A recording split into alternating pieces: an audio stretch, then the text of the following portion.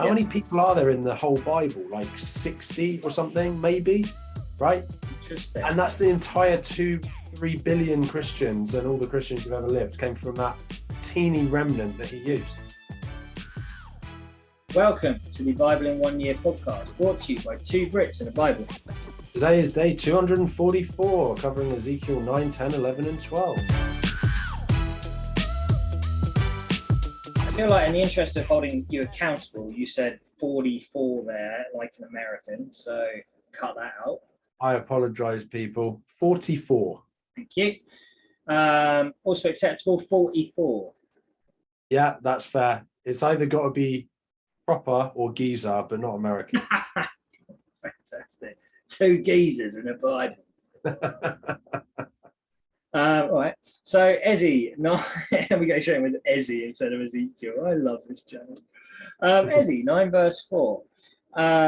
This is just a little one, really, and it's saying how basically this is where God is starting to invict judgment on Jerusalem and people. Conduct? Oh well, whatever. You're the English teacher, you'll work it out. Yeah. And he's saying that I'm having a mare. Someone should go and put a mark on the foreheads of those who grieve and lament over all the detestable things that are done in Jerusalem. So I first read this and I assumed it was something like Mark of the Beast, but actually This is like God's own version of the Mark of the Beast, where It's God saying like, yeah, you're good, like you, big fan of your work, thanks very much, good job. And I just like the fact that God has one too. I don't know too much about it from a biblical, theological, there's the word. What? Why now am I having? Oh, it's because I put the guns away. I don't know the theological, like, reasoning, background, logic behind it, but I don't know, maybe you can tell me. Yeah, so we've got very similar first points. So I said I don't know if it's strictly biblical / theological, but we all either carry the mark of the beast or the mark of God. So, there's the whole thing in Revelation of how, in the end times, people will get the mark of the beast and then they'll be owned by Satan, right? But there's also in Revelation the chat about the 144,000 that have the mark of God, right? So unfortunately, by default, we all really have, at least symbolically, obviously, the mark of the beast. We're all part of this, fleshly earth, and we are not redeemed yet. Yeah. As soon as we take on, forgiveness, ask for forgiveness from Christ, then we have the mark of God, effectively.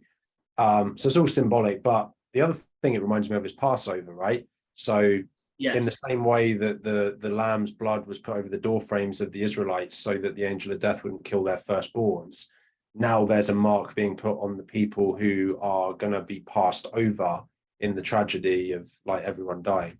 So yeah, that's pretty cool, man. I got one from 10, so I'll dive into that. So the glory of the Lord rose from above the cherubim and moved to the threshold of the temple. The cloud filled the temple, and the court was full of radiance, the radiance of the glory of the Lord.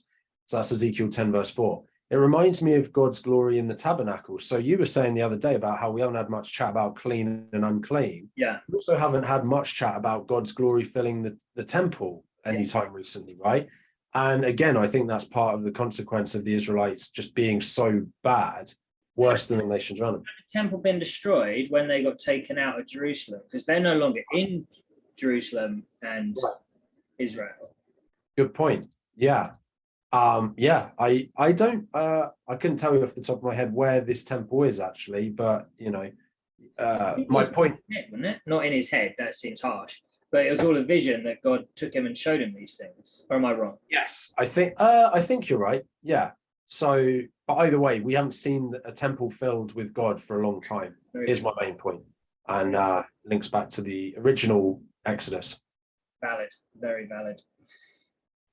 So into Ezzy 11 verse 1, then the Spirit lifted me up and brought me to the gate of the house of the Lord that faces east. There at the entrance of the gate were 25 men. So yes, it is God taking Ezzy to see various spots. I think in Jerusalem, even though I think it's fairly empty at this stage, because like there are only 25 men there.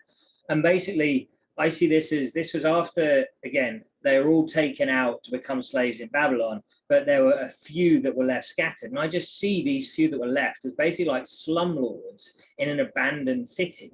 So I can imagine them like living in the palace, living up like kings, but actually just being complete rotters to the core, using the temple and the, like, yeah, all that kind of stuff, really. Yeah. Point to it, but that. Really interesting, man. I had totally missed that, but yeah, really interesting. I'm a bit, my next one's a bit further down in 11. So then they will follow my decrees and be careful to keep my laws. They will be my people and I will be their God. I will give them an undivided heart and put a new spirit in them. I will remove from them their heart of stone and give them a heart of flesh. Ezekiel 11, 19 and 20. So this is an image of Christ and the new covenant, and of course, Holy Spirit, right? And like we've said before, we see a lot of Jesus all the time. It's really cool when we see Holy Spirit as well. So a new spirit, removing their heart of stone, giving them a heart of flesh. And I think that links to, is it Paul that talks about how we need to circumcise our hearts? It's not about circumcising our nether regions anymore. That's the important bit. It's that we circumcise our hearts, and that God will do that. I think that's Paul. Circumcision of the heart. Romans 2:29. Paul wrote. That would have been Paul. Yeah. Yes, it is. Well done, sir. Nice. All right, so we're into 12 then. Yeah. And I made the first point. So Ezekiel 12, verse 1, the word of the Lord came to me, Son of man, you are living among a rebellious people. They have eyes to see, but do not see, ears to hear, but do not hear, for they are a rebellious people. Then into 3, it says, therefore, son of man, pack your belongings for exile, daytime as they watch, set out, go from there to another place. Perhaps they will understand. And I liked it because, obviously, again, it relates to the whole eyes to see but won't see, ears to hear but won't hear, which is something Jesus talks about in through parables. Yeah. And I had an interesting chat with my father-in-law the other day about how a buddy of mine had come to church, and he was like, oh yeah, the teaching was cool, but I just don't believe in that side of things, and so wasn't like, didn't take anything away from it effectively, other than like, yeah, fair point, good teaching. It was about how God, being a loving father, disciplines his children. And he's like, yeah, it's a good point, I just can't get on board with the other side. And I was like, that is such a physical example of that, where for those that were listening, wanting to hear and take away something, it spoke to you. But if you're just there to be like, oh, I'm not believing this, then it won't speak to you in the same way. I've invited friends to church before, yourself, obviously, or you're a Christian in that, and other people. And it's like expecting suddenly this thing to happen where God's going to just be like, oh, I'm here, I'm God, and it's going to be amazing. But actually, if their heart's in the wrong place, they can be there for years and take nothing away from it because they don't have ears to hear what is actually being said. Yeah, that's good, man. And that's so, unfortunately, that's a decent chunk of the church. Yeah, like true. Intent, you know? Yeah, they'll hear it and they'll be like, oh, that's for Jack over in the corner over there. Yeah. Oh, Jackie, take that plank out of your own eye, boy. Exactly. Yeah. Because you were getting something out of your eye. And then I love the fact, though, just to finish that little point briefly, it's like perhaps they will understand. So it's not saying it won't happen, but you just never know. Yeah.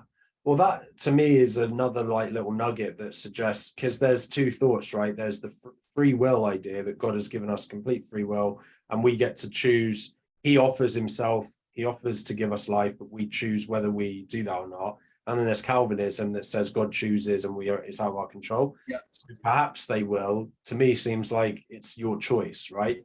Anyways, that's a big theological question. Ezekiel 12:16, just to finish off then, I will spare a few of them from the sword, famine, and plague, so that in the nations where they go, they may acknowledge all their detestable practices. Then they will know that I am the Lord. So this refers back to those few hairs that Ezekiel keeps, the remnant, but it's also really important to remember God doesn't need millions of people. He just needs a few good people to spread his message. How many people are there in the whole Bible? Like 60 or something, maybe, right? Interesting. And that's the entire 2-3 billion Christians, and all the Christians who've ever lived came from that teeny remnant that he used. So good, man. That's fantastic. Tomorrow, Ezekiel 13, 14, 15. Why don't you beautiful people pick up this thing, get reading, and also share it with people if you'd be so kind. Thank you.